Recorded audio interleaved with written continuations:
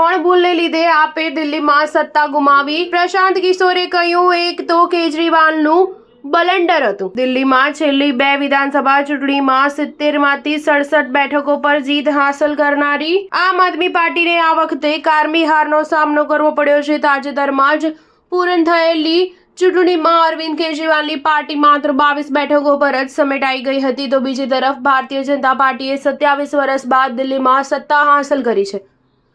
હવે આમ આદમી પાર્ટીની હાર પર જનસુરજના સ્થાપક અને ચૂંટણી વ્યૂહ નીતિકાર પ્રશાંત કિશોરે કહ્યું કે 3 ભૂલના કારણે આમ આદમી પાર્ટીએ દિલ્હીમાં સત્તા ગુમાવી છે. તેમાંથી એક તો અરવિંદ કેજરીવાલનું બલન્ડર હતું. પ્રશાંત કિશોરે ઇન્ટરવ્યુમાં કહ્યું કે શાસન ગઠબંધન અને અરવિંદ કેજરીવાલના રાજીનામાને લઈને થયેલી 3 ભૂલોને કારણે આમ આદમી પાર્ટીએ દિલ્હીમાં સત્તા ગુમાવી છે. તેમણે કહ્યું કે આપ ક્યારેય કેડર આધારિત પાર્ટી રહી નથી. આ એક એવો પક્ષ છે જે એક આંદોલનમાંથી ઉભરી આવ્યો છે અને લોકોએ તેને જીત અપાવી છે.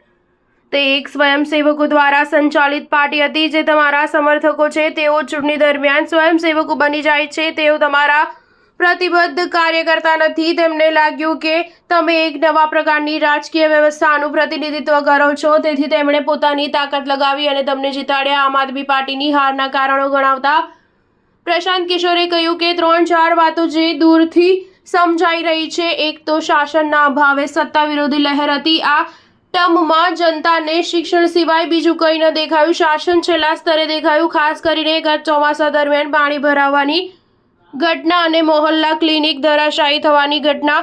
યમુના પર જે તમે વચનો આપ્યા હતા એ પ્રદૂષણની સમસ્યા, એકંદરે લોકોના જીવનને અસર કરતી સમસ્યાઓમાં કોઈ સુધારો જોવા ન મળ્યો અથવા કેટલાક કિસ્સાઓમાં ઘટાડો થયો છે. એ એક એની અસર રહી હશે. સ્ટાર ન્યૂઝ 7 હંમેશા સચ્ચાઈની સાથે.